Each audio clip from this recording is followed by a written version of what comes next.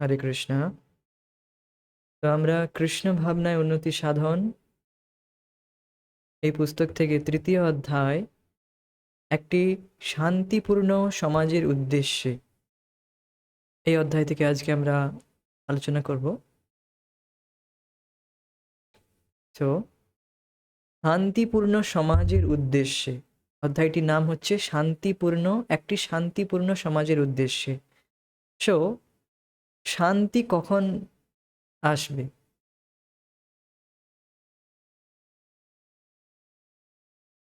বলতে পারবেন? শান্তি কখন স্থাপন হয়?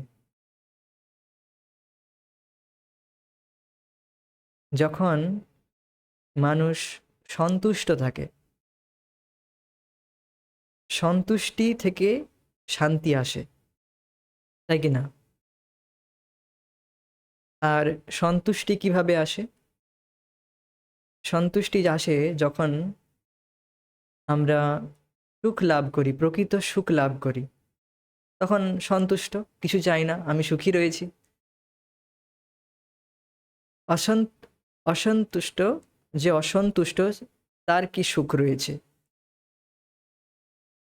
যে সন্তুষ্ট তারই সুখী রয়েছে। কিন্তু যে সুখী রয়েছে, যে জীবনে যার কিছু চাওয়া পাওয়া নেই, আর যা কিছু ভগবান দিয়েছে সেটাতেই সে সন্তুষ্ট থাকে, সুখী রয়েছে, সেই শান্তিপূর্ণ সমাজে থাকতে পারে, আর শান্তিপূর্ণ সমাজ গঠন করতে পারে। তো দেখুন, শান্তিপূর্ণ সমাজের জন্য সন্তুষ্টিটা খুবই গুরুত্বপূর্ণ। আর সন্তুষ্টি আসে সেবা থেকে। সেবা থেকেই আমরা সুখ লাভ করি। কারোর সেবা করি যখন, তখনই আমরা সুখ লাভ করি। এইবার আমরা নিজেদেরকে নিজেদেরকে জানি না, অর্থাৎ নিজেদের পরিস্থিতি কি, অর্থাৎ আমরা কে। আমরা এই আমরা শুধু নিজেদেরকে একটি শরীর বলে মনে করছি, যে আমি এই যে জড় দেহটি, আমি এই হাত পা, এই পঞ্চভৌতিক যে শরীর, হাত পা চক্ষু নাসিকা যুক্ত যে স্থূল দেহ, রক্ত মাংস ভরা যে শরীর, এটি হচ্ছে আমি। আর এরই সেবা করতে আমরা লেগে রয়েছি। আমরা প্রকৃত সেলফকে জানি না। সেই সেলফকে জানি না বলেই আমরা এই জড় দেহের সেবা করে চলেছি, যার জন্য আমরা বারবার ফ্রাস্ট্রেট হচ্ছি। কারণ এই জড় দেহ থেকে আমরা সুখ লাভ করতে পারবো না, বা জড় বস্তু আহরণ থেকে, অর্থাৎ ইন্দ্রিয়কে তর্পণ করার দ্বারা, এই জড় ইন্দ্রিয়কে সুখ দিয়ে, এই জড় ইন্দ্রিয়কে সন্তুষ্ট করলে আমরা সুখী হব না। যখন আমরা নিজেদেরকে বুঝতে পারবো, আর নিজেদের সম্বন্ধকে আমরা বুঝতে পারবো, যে আমরা কে, বাস্তবে কে। দেখুন, যখন আমরা এই জড়জগতে কারোর পরিচয় দেই, তখন আমরা কারোর কেয়ার অফে পরিচয় দিই, কেয়ার অফ অমুক, কেয়ার অফ তমুক।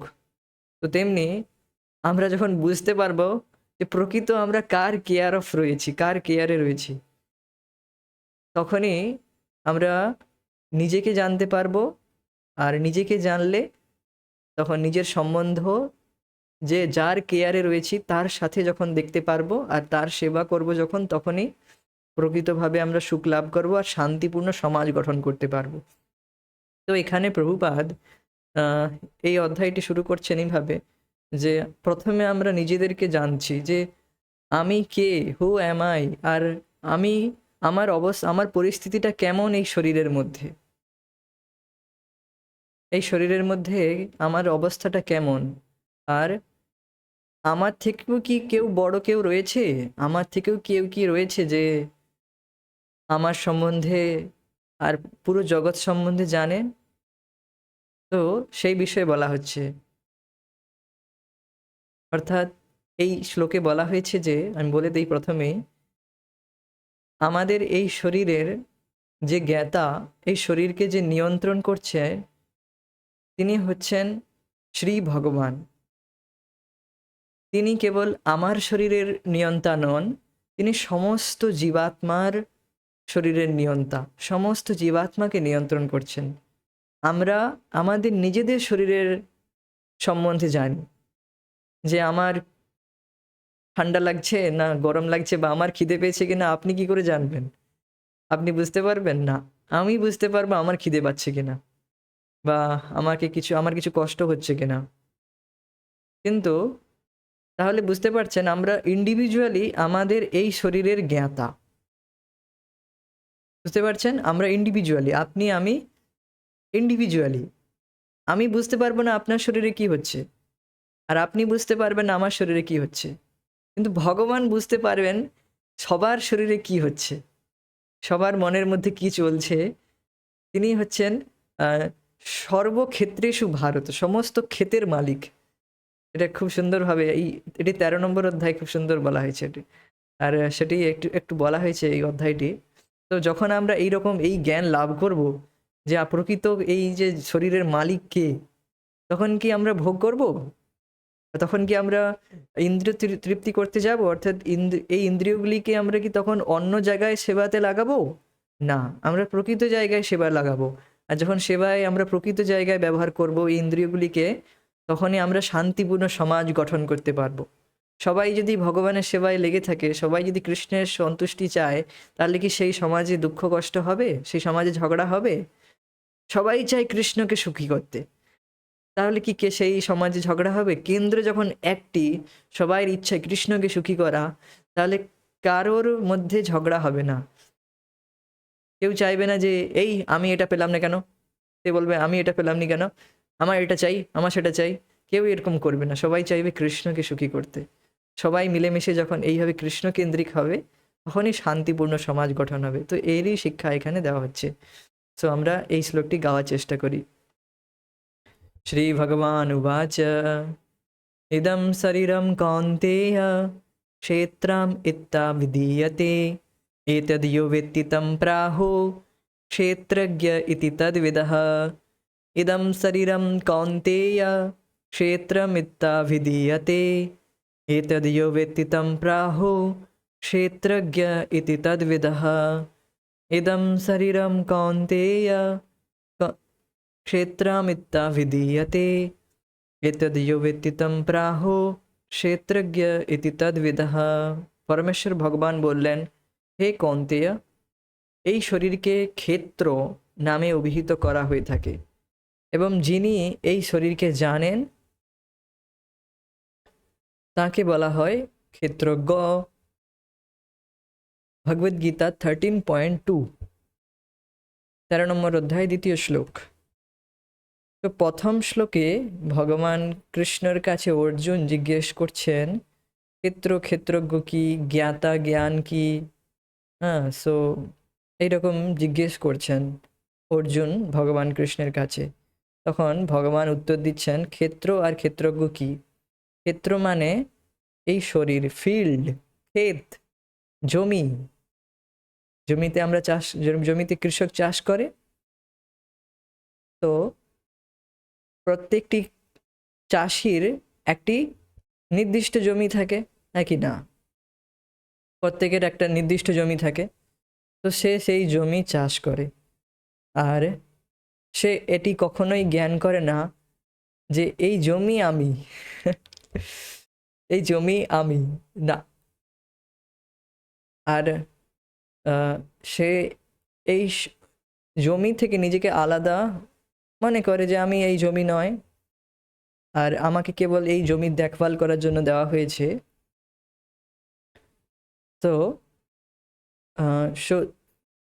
এই জমিকে অর্থাৎ এই শরীর রূপী এই শরীর হচ্ছে ক্ষেতের সাথে তুলনা করা হয়েছে। ক্ষেত্র, ক্ষেত মানে ফিল্ড, আর একে বলা হয় ক্ষেত্র। আর যিনি এই শরীরকে জানেন, অর্থাৎ যিনি অভিজ্ঞত যে আমি এই ক্ষেত অর্থাৎ এই শরীর নয়, তিনি হচ্ছেন ক্ষেত্রজ্ঞ। ইদম শরীরম কৌন্তেয় ক্ষেত্রম ইত্তা অভিধীয়তে। এই শরীর, হে কুন্তিপুত্র, এই শরীর হচ্ছে ক্ষেত্র নামে পরিচিত। এতদ যো ব্যতীতম প্রাহু, এরকম যে জানে সে হচ্ছে ক্ষেত্রজ্ঞ। তো এটি কে মানে? ইতি তদ্বিদহ।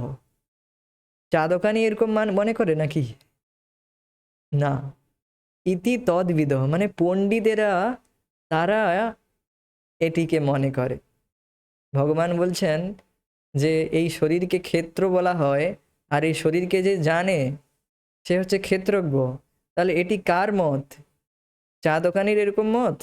না, যারা তদ্বিদহ মানে পণ্ডিত, তাদের এইরকম মত।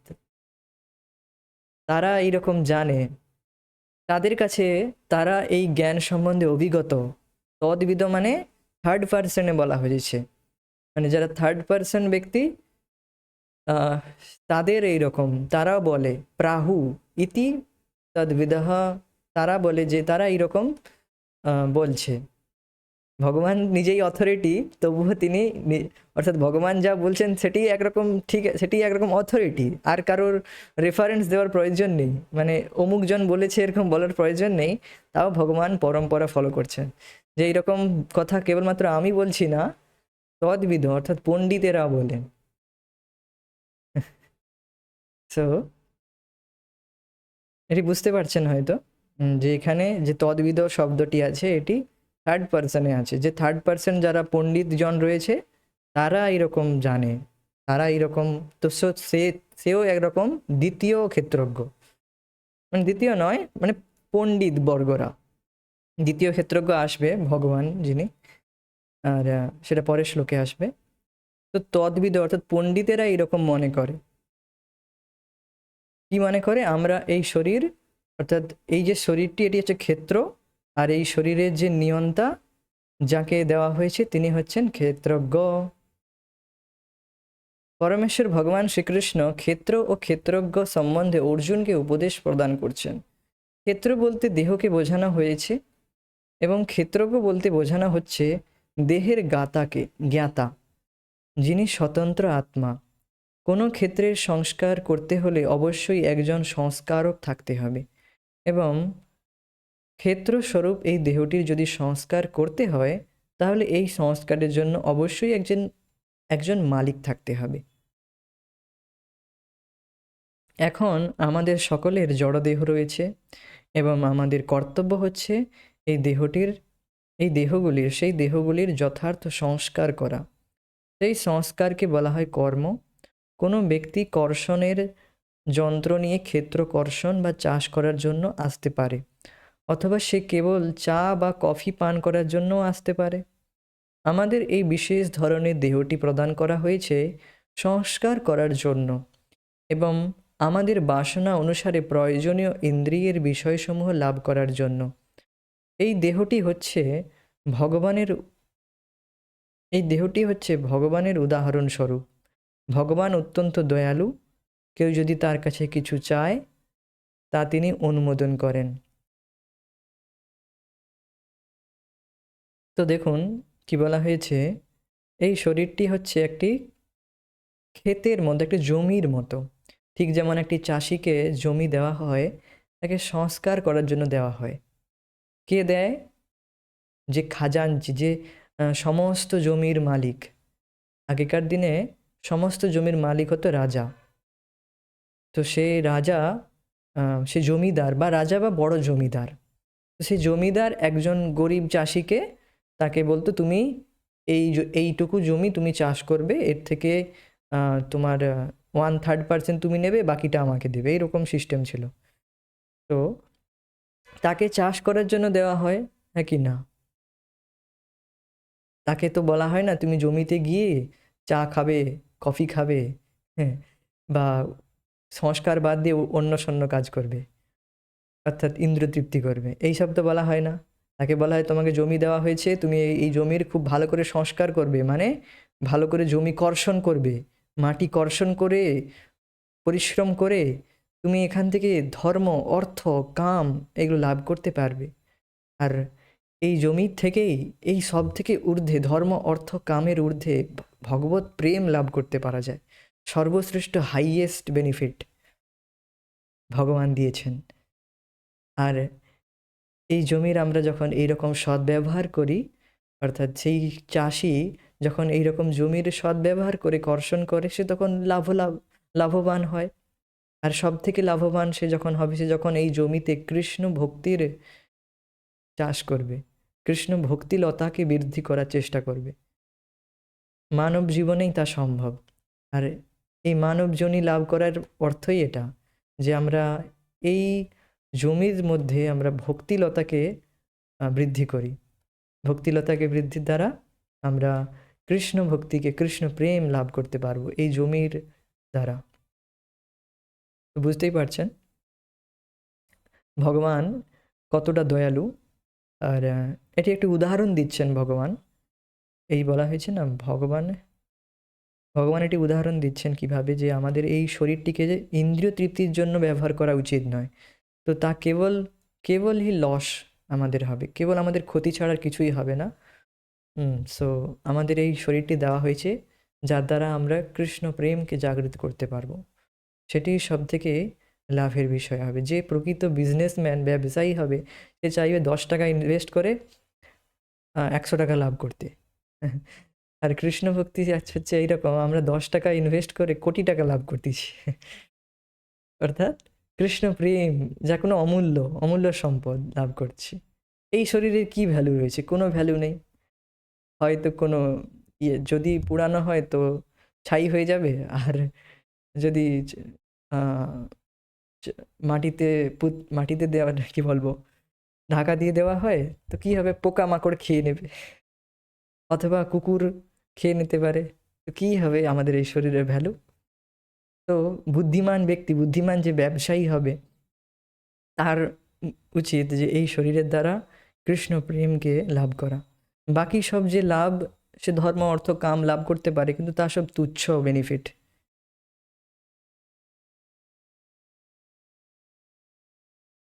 সো এই দেহটি হচ্ছে ভগবানের উপহার স্বরূপ।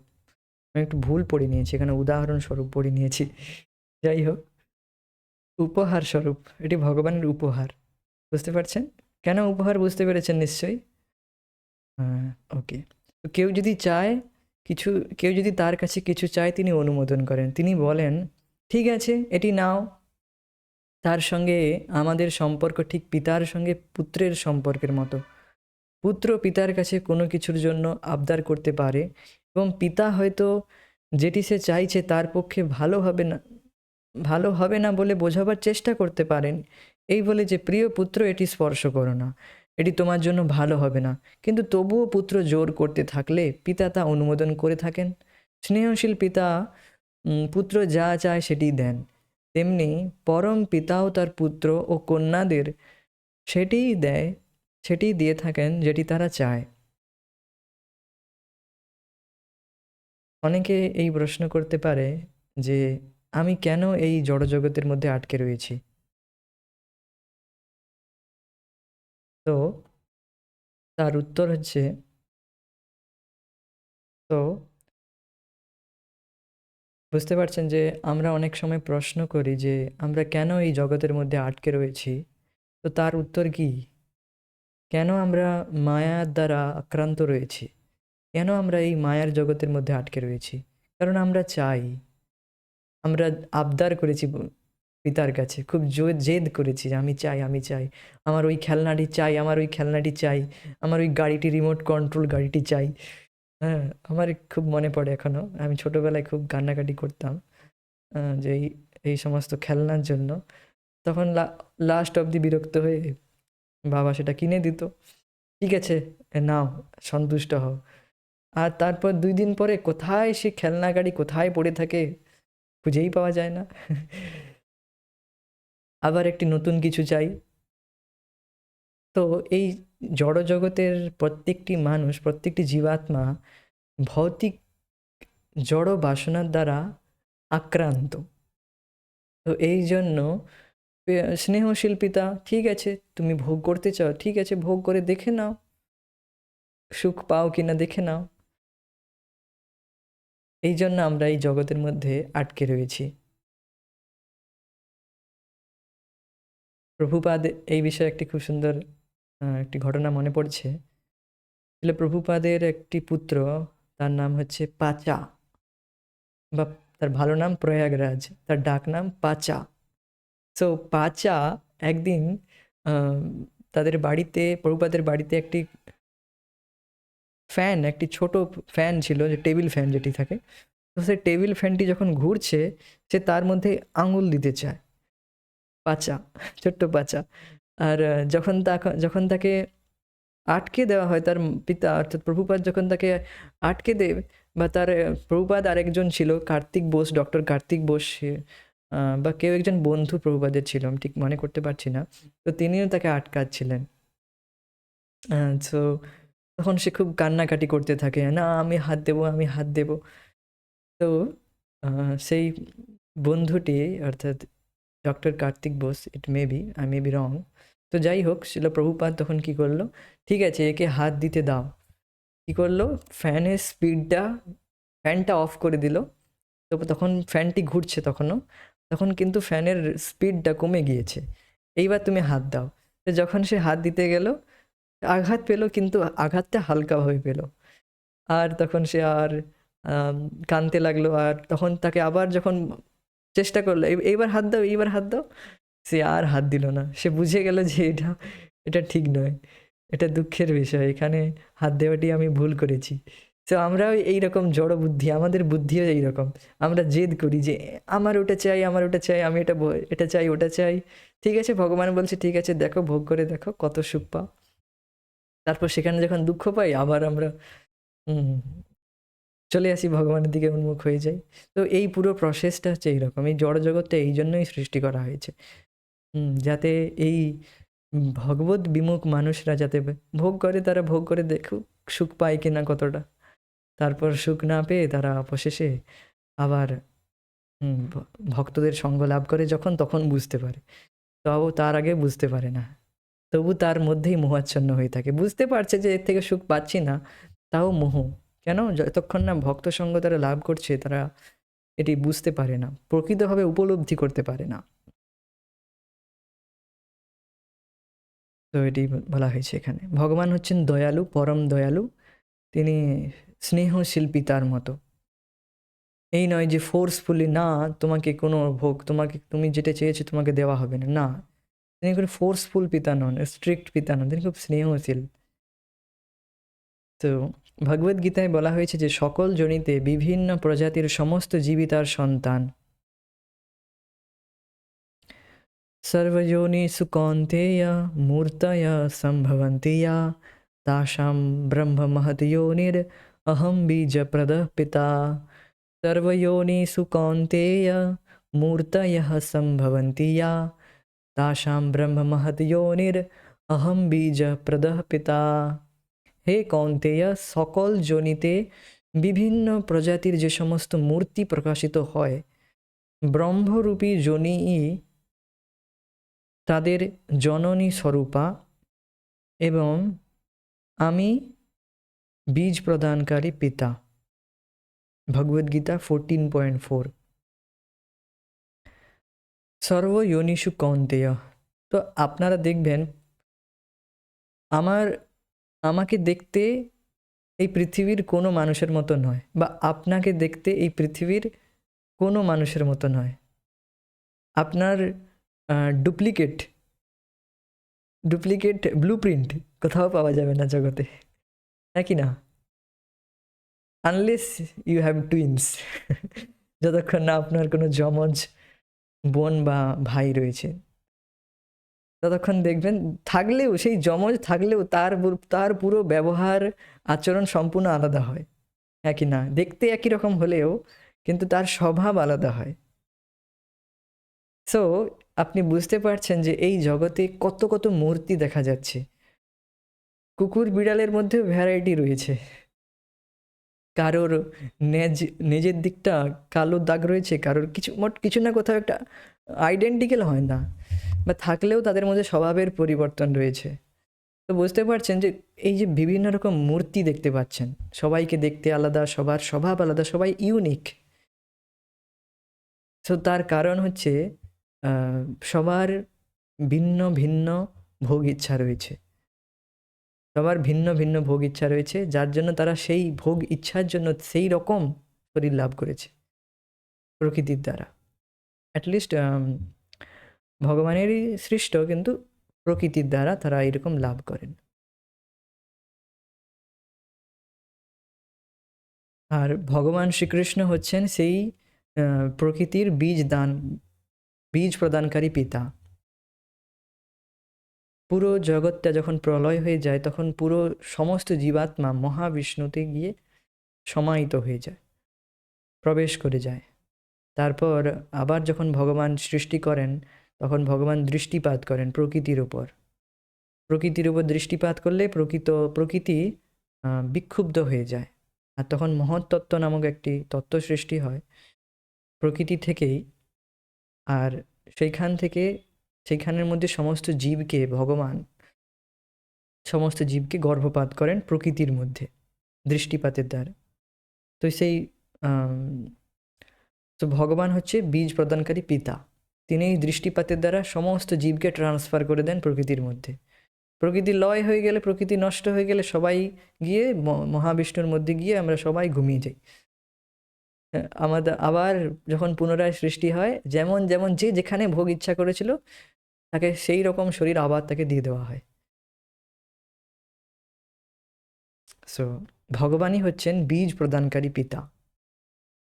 এই জড়জগতে মাতৃরূপা প্রকৃতি, যিনি হচ্ছেন জড় প্রকৃতি, আমাদের দেহ প্রদান করেন এবং পরম পিতা এই জড় দেহে জীবাত্মার সঞ্চার করেন। একটি ভুল তত্ত্ব প্রচলিত আছে যে কেবল মানুষেরই আত্মা আছে, অন্যান্য প্রজাতির নেই। কিন্তু আমরা বৈদিক সূত্র থেকে জানতে পারি যে লতা, গুল্ম ও বৃক্ষসহ ৮০ লক্ষেরও অধিক বিভিন্ন প্রজাতির দেহ রয়েছে এবং তাদের সকলেরই আত্মা রয়েছে। তা না হলে তাদের ক্রমোন্নতি হতো না এবং বৃদ্ধি হতো না।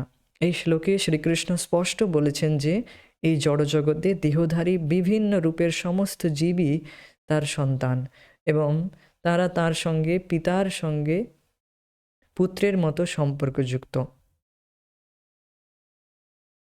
বুঝতে পারছেন যে কিছু মানুষ রয়েছে তারা এই রকম কথাবার্তা বলে, ভুল তত্ত্ব প্রচলিত করেছেন যে প্রাণীদের তো কোনো তাদের তো কোনো আত্মা নেই, তাদেরকে মেরে কেটে খাও, কোনো অসুবিধা নয়, থোড়ি না পাপ লাগবে, তাদের তো কোনো আত্মাই নেই, তাদেরকে যত ইচ্ছা মেরে খাও, মানুষের আত্মা রয়েছে। তো তারা অ্যাটলিস্ট কোনো রকমভাবে কিছু ইন্দ্রতৃপ্তি চায়, যেন তেন প্রকারে কিছু একটা তত্ত্ব দেবে যার দ্বারা নিজের উল্লু সিধা করা, যাকে মানে নিজের ইন্দ্রতৃপ্তিটা হয়, যাতে বাকিরা মারা যাক, কোনো অসুবিধা নয়। তো এইরকম ভুল প্রচার করে। আর যে সমস্ত মানুষ ইন্দ্রতৃপ্তি চায় তারা বলে বাহ, খুব ভালো তত্ত্ব দিয়েছে, এটাই একদম প্রামাণিক। তো তারা ফলো করে অন্ধা যথান্ধে উপনীয় মানিয়াম, অন্ধের স্মরণ অন্ধ নেয়। সো এটি নয়। সৃষ্টির প্রথমেই সমস্ত প্রকারের জীব সৃষ্টি হয়ে যায়। ব্রহ্মাজি যখন সৃষ্টি করেন তো প্রথম সমস্ত জীবাত্মাকে তাদের যেমন যেমন ইচ্ছা রয়েছে সেই অনুযায়ী তাদেরকে ড্রেস দেওয়া হয়। তুমি এই ইচ্ছা করেছো, তোমাকে এই ড্রেস দেওয়া হলো। তুমি ওই রকম ইচ্ছা করেছো, তুমি এই ড্রেসটা নিয়ে নাও। তুমি স্ত্রীর প্রতি আসক্ত ছিলে, ঠিক আছে, তুমি এই নাও, স্ত্রীর শরীর নাও। ঠিক আছে। আহ, আচ্ছা, তুমি খুব সাঁতার কাটতে খুব পছন্দ করতে না, আচ্ছা, তোমার জন্য এই মানুষ শরীর চলবে না, তুমি এই ডলফিনের শরীরটা নিয়ে নাও, যাও। আচ্ছা, খুব ঘুমোতে পছন্দ করো, ঠিক আছে, পোলার বিয়ার, যাও, 6 মাস ঘুমাবে। সো এইগুলো হচ্ছে বিভিন্ন রকম শরীর আমাদের ভোগ ইচ্ছার জন্য আমাদেরকে দেওয়া হয়েছে। আর এগুলো প্রথম থেকেই আমরা লাভ করেছি, এই নয় যে একটি জীব থেকে, অ্যামিবা থেকে সমস্ত জীবাত্মা এসেছে, সব জীবের প্রাদুর্ভাব হয়েছে, না। যে সৃষ্টির প্রথম থেকেই সমস্ত জীবের সৃষ্টি হয়েছে, সব রকম, সমস্ত প্রকারের, 84 লক্ষ যোনি। হ্যাঁ, আর সমস্ত জীবাত্মার বীজদাতা পিতা হচ্ছে ভগবান। সো এই কৃষ্ণ ভাবনামৃত বিশেষত আত্মাস্তর এবং তাদের সম্বন্ধ অবগত হওয়ার জন্যই নির্দিষ্ট। তো এই কৃষ্ণ ভাবনামৃত দ্বারা আমরা বুঝতে পারি যে আমরা না তো স্ত্রী না তো পুরুষ, আমরা হচ্ছি কৃষ্ণের অংশ। আর এইরকম যখন আমরা দেখবো সামনের ব্যক্তিকে, তখন আমরা কি আর তার প্রতি আকর্ষিত হব। আর সে একটি আলাদা ড্রেস পরে আছে, আমি একটি আলাদা ড্রেস পরে আছি। এতে আকর্ষণ বিকর্ষণের কোনো কথাই আসে না। সবাই তো জীবাত্মা, সবাই কৃষ্ণের অংশ। তো তার প্রতি সম্মান আসবে আরও। আর গ্র্যাটিটিউড, সম্মান। আর যদি সে ভোগের মধ্যে পড়ে থাকে, দয়া আসবে যে কেন এই ব্যক্তি ভোগ বিলাসের মধ্যে পড়ে রয়েছে। এও যদি বুঝতে পারতো নিজের স্বরূপকে, নিজেকে চিনতে পারতো কে সে প্রকৃত। ভুলে রয়েছে আমি, ভুলিয়া রহিন আমি সংসার ভিতরে। তো আমরা সকলেই ভুলে রয়েছি এই সংসারের ভিতরে। তো কৃষ্ণ ভাবনামৃতের দ্বারা আমরা নিজেদেরকে বুঝতে পারি, আর ভগবানের সম্বন্ধে আমরা অবগত হই। যেমন আমরা এক্ষুনি কয়েকটা শ্লোকের মাধ্যমে কতটা ক্লিয়ারভাবে জানতে পারলাম আমাদের সম্বন্ধটা কত সুন্দরভাবে ভগবান সবাইকে চান্স দিচ্ছেন, সবাইকে সুযোগ দিচ্ছেন, আর তাদের ইচ্ছা পূরণ করার জন্য। আর সকল জীবের সৃষ্টিকর্তা ভগবান, সকল জীবের বীজদাতা পিতা, অহম বীজ প্রদ পিতা। তারপর আমরা প্রথম শ্লোকের আগে 13.2-তে জানলাম কি আমরা এই শরীর নই, আমরা একটি ড্রেস পরে আছি মাত্র। আমাদের একটি জমি দেওয়া হয়েছে, এই জমির দ্বারা আমরা কৃষ্ণ প্রেম লাভ করতে পারবো, নিজেদের সম্বন্ধকে জাগৃত করতে পারবো। এই জমির দুর্ব্যবহার করলে আমাদেরকে শাস্তি পেতে হবে মালিকের দ্বারা। যে ঠিক যেমন এই জমিদার বা মালিক চাষিদেরকে জমি চাষ করতে দেয়, কিছু সেখান থেকে সে 1/3% পাবে, আর বাকিটা মালিককে দেবে। তো আমরাও কিছুটা আমাদের জন্য কিছুটাই নয়, আমাদের পুরোটাই ভগবানের জন্য, কিন্তু সেটাও ভগবানকে দিয়ে তা গ্রহণ করা উচিত। সো সেই রকম ভগবানও আমাদেরকে এই যে দেহ দিয়েছে আমাদের ইচ্ছার জন্য, রয়েছে, ভৌতিক ইচ্ছা রয়েছে, কিন্তু আমরা এই মানব দেহ পেয়েছি যখন এই তত্ত্বটি বোঝা উচিত, আমাদের সেই তদ্বিদের ক্যাটাগরিতে আসা উচিত। তদ্বিদহ ইতি তদ্বিদহ এই শ্লোকে রয়েছে না, এই যে তদ্বিদহ, এই ক্যাটাগরিতে আমাদের আসতে হবে। ক্ষেত্রজ্ঞ যে ব্যক্তি, সে বুঝতে না পারলেও তদ্বিদরা বুঝতে পারে যে হ্যাঁ এটি ক্ষেত্র। আমি যদি 3rd পার্সনে থাকি, আমি তাহলে দেখতে পাচ্ছি হ্যাঁ আপনি এখন আপনার এই শরীরটি রয়েছে যেটা ক্ষেত্র, একটি মাত্র ক্ষেত দেওয়া হয়েছে, আর আপনি হচ্ছেন ক্ষেত্রজ্ঞ। এরকম আমি দেখতে পাচ্ছি, আমি হলাম তদ্বিদহ। আপনি যদি যখন দেখবেন অমুক ব্যক্তি হচ্ছে ক্ষেত্র, আর তাকে একটি শরীর দেওয়া হয়েছে, আর সে হচ্ছে ক্ষেত্রজ্ঞ, এইরকম আপনি যখন দেখবেন আপনিও হয়ে গেলেন কি তদ্বিদহ, পণ্ডিত। সো আমাদের এই তদ্বিদতে আসতে হবে। আর এই তদ্বিদ থেকে আমরা বিচ্যুত হয়ে যাই যখন মায়ার দ্বারা প্রভাবিত হয়ে যাই। প্রভুপাদের গ্রন্থ আমরা শ্রবণ করি না নিয়মিত যখন, তখন আমরা এই তদ্বিদর ক্যাটাগরি থেকে বাইরে বেরিয়ে যাই।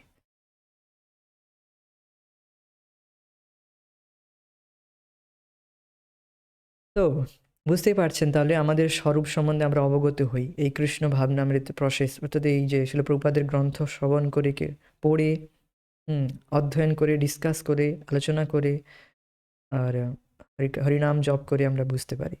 তো এইবার নেক্সট শ্লোকে বলা হচ্ছে যে আমরাই কেবল ক্ষেত্রজ্ঞ নই, আরও একজন ক্ষেত্রজ্ঞ রয়েছে, অর্থাৎ সেই জমির মালিক যে কিনা অনেক কৃষককে লিজ দেয়, চাষের জন্য জমি দেয়। অনেক বড় জমিদার বা রাজা যেমন তার সমস্ত জমির মালিক, সে সমস্ত জমির জ্ঞাতা, কার কি জমি রয়েছে। যেমন সরকার, তিনি জানেন যে কার কি জমি রয়েছে, কতটা কি জমি রয়েছে। তো সরকারও ক্ষেত্রজ্ঞ হয়ে গেল, অর্থাৎ সেও ক্ষেত্র সম্বন্ধে জানে। সমস্ত ক্ষেত্রে নিজের শুধু পার্টিকুলার একটা চাষির নয়, সব চাষির কতটা কার কি জমি আছে সব জানে সরকার। তো সেই সরকার হচ্ছে ভগবান, তিনি সবার শরীরের সম্বন্ধে জানে, কার শরীরে কি হচ্ছে, কি আর কার মনে কি চলছে সব জানে ভগবান। তো তিনিও হচ্ছেন ক্ষেত্রজ্ঞ। তো এই জন্য এই শ্লোকে বলা হচ্ছে ক্ষেত্রজ্ঞং চাপি মাম বিদ্ধি সর্বক্ষেত্রেষু ভারত, ক্ষেত্রজ্ঞয়োর্জ্ঞানম যত্তজ্জ্ঞানম মতম মম। क्षेत्रज्ञं चापि मां विद्धि सर्वक्षेत्रेषु भारत, क्षेत्रज्ञयोर्ज्ञानं यत्तत् ज्ञानं मतं मम। क्षेत्रज्ञं चापि मां विद्धि सर्वक्षेत्रेषु भारत क्षेत्रक्षेत्रज्ञयोर्ज्ञानं यत्तद् ज्ञानं मतं मम। ক্ষেত্রজ্ঞম চ আপি মাম বিদ্ধি, ক্ষেত্রজ্ঞম আমাকেও তুমি ক্ষেত্রজ্ঞ জানো। সর্বক্ষেত্রের, সমস্ত ক্ষেত্রের যতগুলো জমি রয়েছে সমস্ত জমির জ্ঞাতা ক্ষেত্রজ্ঞ রূপে জানো হে ভারত, হে অর্জুন। আমাকেও তুমি জানো, কেবল তোমার শরীরের সম্বন্ধে কি হচ্ছে আমি তা শুধু অবগত নই, আমি সকলের জমিতে কে কী রকম চাষ করছে আমি সব জানি।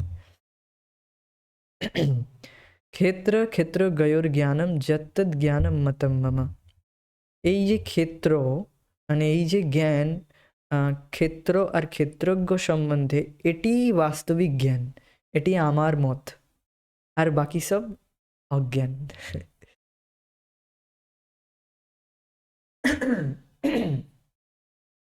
তো অনুবাদ, হে ভারত, আমাকেও তুমি সমস্ত ক্ষেত্রের ক্ষেত্রজ্ঞ বলে জানবে। এই ক্ষেত্র ও তার জ্ঞাতা সম্বন্ধে অবগত হওয়াই হচ্ছে জ্ঞান। এবার এখানে কি বলছেন, জ্ঞান কি সেইটার ডেফিনেশন দিচ্ছেন। জ্ঞান কি সেটি আমার অভিমত। ভগবানের থেকেও বড় কিছু অথরিটি হতেই পারে না। তো ভগবানই হচ্ছেন সুপ্রিম অথরিটি। তো জ্ঞান কি বুঝতে পারছেন?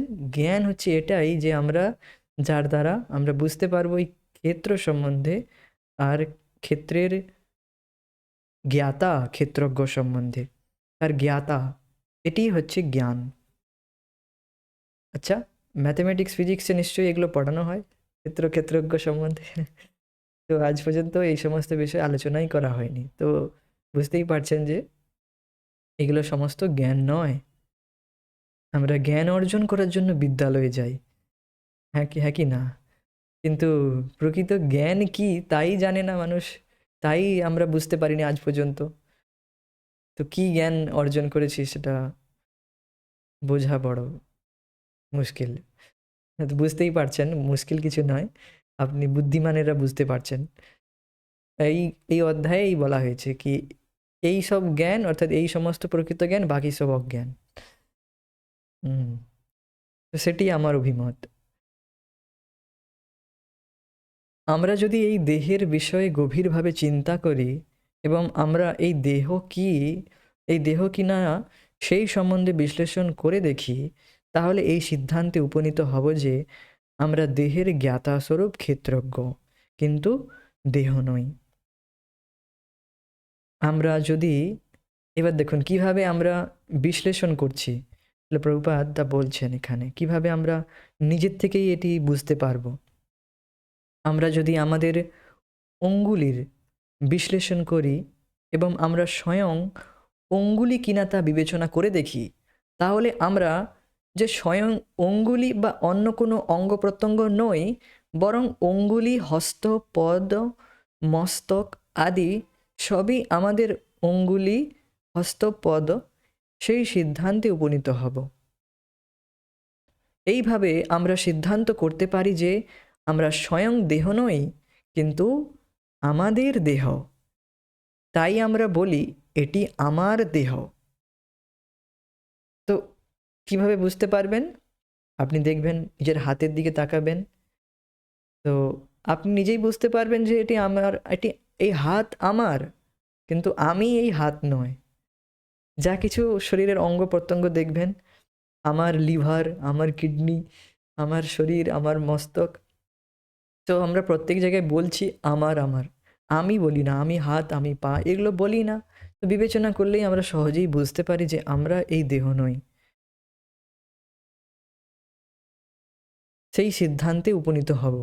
এইভাবে আমরা সিদ্ধান্ত করতে পারি যে আমরা স্বয়ং দেহ নই, কিন্তু আমাদের দেহ, মানে আমরা দেহ নই কিন্তু আমাদের এই দেহটি, তাই আমরা বলি যে এটি আমার দেহ। দুর্ভাগ্যবশত আধুনিক সভ্যতায় মানুষ কখনো স্থির হয়ে অনুসন্ধান করে না তারা কি বা তারা কে।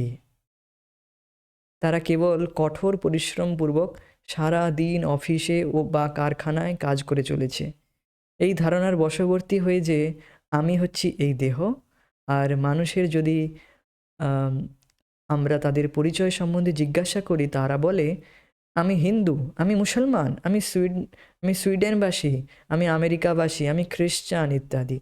তো দেখবেন যখনই আমরা চাকরিতে যাই, অফিসে যাই, তৎক্ষণাৎ আমাদের এই উপাধি দ্বারা আমরা ঢেকে যাই বা গ্রসিত হয়ে যাই যে আমি অমুক কোম্পানির অমুক অমুক উপাধিযুক্ত, আমাকে এই কাজ করতেই হবে, না হলে আমার চলবে না। তো আমরা তৎক্ষণাৎ সেই উপাধি দ্বারা আচ্ছাদিত হয়ে যাই, আর তখন আমাদের কঠোর পরিশ্রম করতে তাতে বাধ্য হতে হয়। তো এই আধুনিক সভ্যতার যে সভ্যতার একটি যে কাঠামো, সেখানে মানুষকে এই চিন্তাধারা করতেই দেওয়া হয় না, তার সুযোগই দেওয়া হয় না। এটি খারাপ কি ভালো সেটি বলছি না আমি, আপনি নিজে চিন্তা করুন। এমন একটি ব্যবস্থা পরিকাঠামো সৃষ্টি করা হয়েছে, মানুষ একটু শান্তিতে বসে খেতে অবধি পারে না, যার জন্য এত কঠোর পরিশ্রম করে মানুষ। সে যে একটু শান্তিতে বসে, মানে একটু চুপচাপ শান্তিতে বসে সেবা করবে, অর্থাৎ খাওয়া খাওয়া প্রসাদ সেবন, আমি প্রসাদ বলছি কারণ আমরা প্রসাদ ছাড়া কিছু পাই না।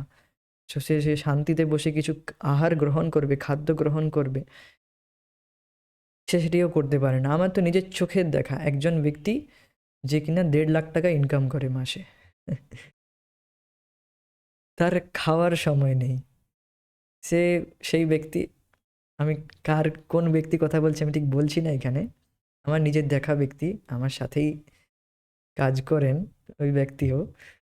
সো সেই ব্যক্তি এরকম 1 লাখ টাকার উপরে তার ইনকাম, কিন্তু তার এইরকম তার শিডিউল ডেলি, সকাল থেকে রাত্রি 8টা পর্যন্ত।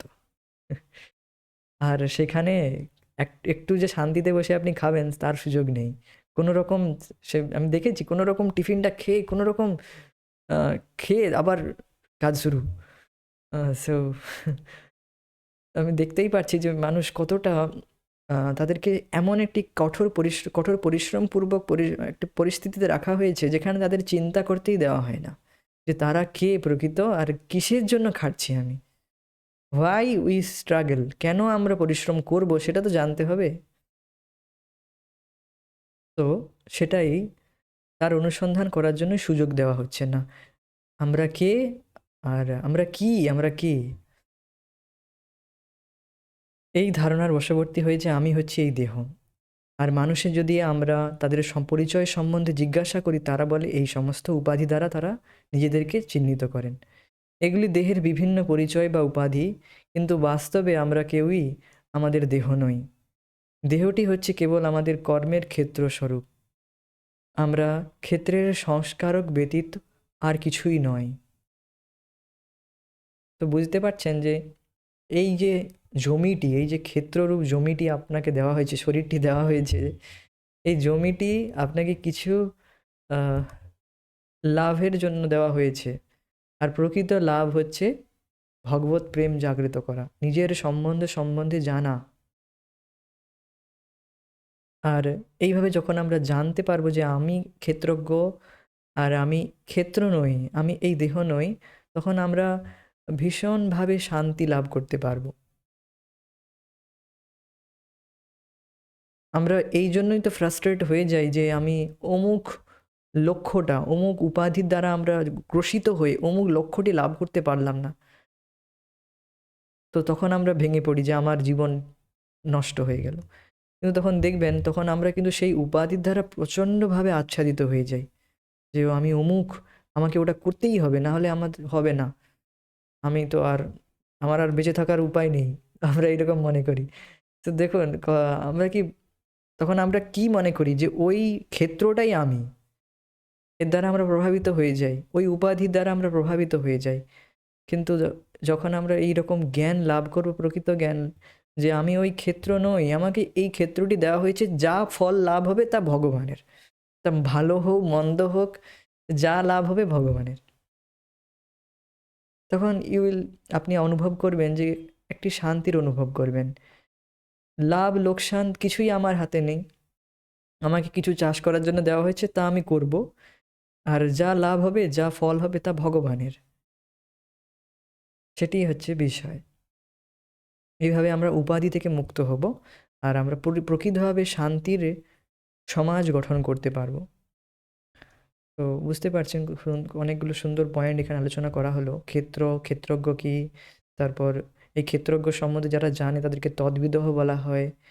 আর ক্ষেত্রজ্ঞ কেবল আমরা নই, ভগবানও হচ্ছেন ক্ষেত্রজ্ঞ। তারপর আমরা শুনেছি যে সমস্ত জীবাত্মা, সমস্ত রকম যত রকম শরীর লাভ করেছে মানুষ, জীব, কীট পতঙ্গ থেকে শুরু করে গাছ, ঔষধি গাছ থেকে শুরু করে সমস্ত কিছু যত প্রাণী রয়েছে সবাইকে যে বীজ দিচ্ছেন তিনি হচ্ছেন ভগবান। তো এগুলো আমরা আলোচনা করলাম আজকে। পরবর্তী ক্লাসে আমরা পরবর্তী বিষয়ে আলোচনা করব। হরে কৃষ্ণ। জয় শ্রীলা প্রভুপাদ। নিতাই গৌর প্রেমানন্দে। Hare Hare. Thank you so much. Thank you for joining. Hare Krishna.